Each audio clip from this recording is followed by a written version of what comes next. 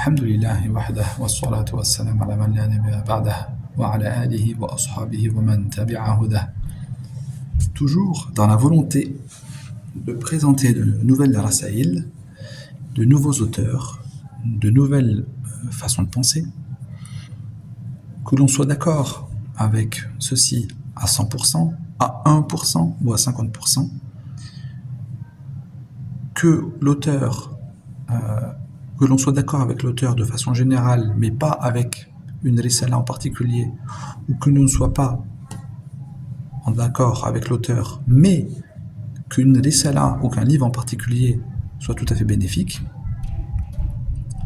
je vous propose toujours de nouvelles choses, Inch'Allah, en espérant diversifier les lectures, diversifier les écoutes, et puis aussi diversifier les mentalités, afin de voir que le monde musulman est large et vaste, que les conceptions sont parfois très différentes, mais aussi que des fois, malgré la distance que sépare les pays, on y retrouve quand même des points communs. Alors ceci étant dit, je vous présente cette risala qui s'appelle As-Sunan al-Mutahhara min aqwali an-Nabi sallallahu alayhi wa sallam wa fa'alihi wa taqriratihi. Alors c'est une risala qui est semblable à une que l'on connaît déjà, qui est répandue à travers le monde, qui est traduite en de nombreuses langues, qui est Husn al-Muslim, la citadelle du musulman, écrite par Cheikh Saïd al-Qahtani rahimahullah. Alors, la citadelle du musulman est connue dans le monde entier parce que elle a eu un qaboul incroyable, elle a eu une acceptation incroyable, elle regroupe énormément de adhkar sur le quotidien du musulman et de la musulmane. Quel dhikr il faut faire après la prière? Que doit-on dire dans la prière? Que l'on doit faire après le wudu? Dua al-istikhara, les du'a les adhkar que l'on fait lors du voyage, et ainsi de suite, et ainsi de suite, et ainsi de suite.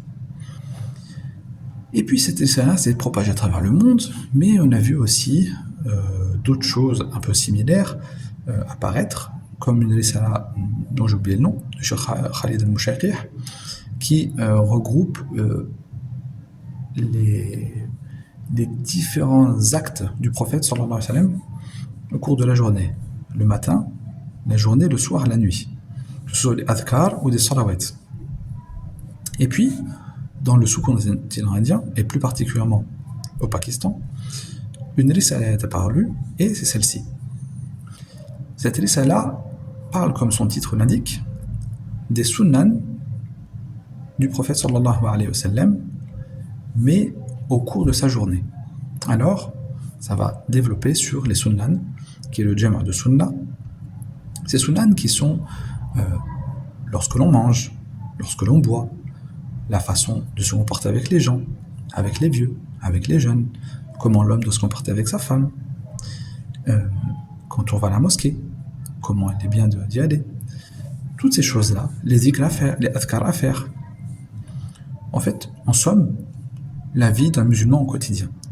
Mais cette risala est vraiment originale, est vraiment très bien, et a attiré mon attention plus particulièrement parce qu'elle est vraiment détaillée, et puis elle a un avantage énorme, elle apporte à chaque fois qu'une chose est mentionnée un dalil. Je vais vous prendre par exemple Sunan al-Ta'am. Donc, les différentes sunnas lorsque l'on mange. Le shir dit Walit-Ta'am 24 sunnah. Il y a 24 sunnas lorsque l'on mange. Et le shir ne se contente pas de dire ça, il va les citer les unes après les autres. La première sunna, la deuxième sunna, comme on le voit, la troisième, la quatrième, et ainsi de suite jusqu'à citer toutes. Mais comme on va le voir par exemple ici, il va citer le fait que, par exemple, il est bien de se laver les mains avant de manger. On pourrait dire, bon, il dit ça, très bien, mais sur quoi se base-t-il?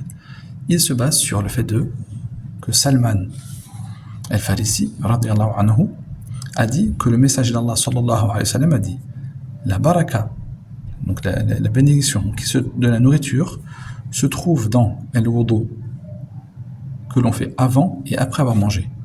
Et ici, il dit يعني غسل اليدين. Le wudu signifie ici le fait de se laver les mains. Ce hadith-là est rapporté par Abu Daoud, At-Tirmidhi, et l'isnad est daïf. Là, il le mentionne, mais on verra dans d'autres endroits que le hadith daïf peut être employé dans les fadil ou l'amal. On peut l'employer dans les fadil ou l'amal, il n'y a pas de mal à ça. Et c'est pour ça que le shir le cite ici. Donc vous voyez, à chaque fois, le shir rapporte un dalil. On voit qu'il rapporte des hadiths rapportés par Muslim, auparavant par Al-Bukhari. Et voilà, par exemple, le fait de faire le tasmiya avant de manger, de dire Bismillah, et ainsi de suite. Pardon. On voit, par exemple, la sunna lorsque la femme accouche, quels sont les sunnahs à respecter. Et on voit tout au cours de la risala, voilà, par exemple, les sunnahs pour les cheveux et le fait de se préparer, se peigner les cheveux, etc. On voit qu'il regroupe énormément de sunnahs sur la vie au quotidien du musulman et qu'il apporte pour chacune de ces affirmations une preuve tirée soit du Coran, soit de la Sunna, et c'est une chose qui rassure énormément le lecteur. Alors, bien sûr, les aspects fiqhi, c'est-à-dire jurisprudentiels de la risala, sont énormément basés sur le madhab hanafi. Voilà.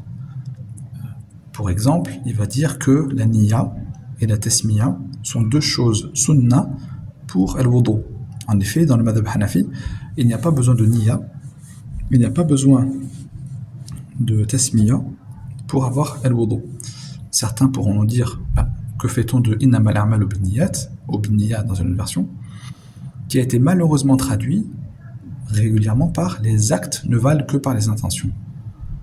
Alors, la notion de valoir, de validité, où la trouve-t-on dans innamal a'malu binniyat? Les actes ne sont que par les intentions. Mais ne sont quoi que par les intentions? Ne sont complets que par les intentions ou ne sont valides que par les intentions? Et là, il y a quelque chose qui a été quelque chose qui n'a pas été cité, et c'est là où il y a eu divergence entre les savants. Certains ont dit que la niya devait être obligatoirement présent pour que ce soit une ibadat qui soit valide, et d'autres ont dit non. Et le madhab hanafi considère que là, on ne prend pas en compte la niya pour al-wudu, puisque l'eau étant tahir mutahhir, que l'eau, que l'on y ait la niya ou pas, l'eau est pure et purifiant de base, sans qu'on ait de niya ou non. Donc, à l'exception de certains endroits où il cite entre guillemets certains ajouts qui dépassent le cadre du madhab hanafi, ici il se contente de citer les sunan en fonction du madhab, mais encore une fois, je tiens à le préciser, toujours en apportant des preuves.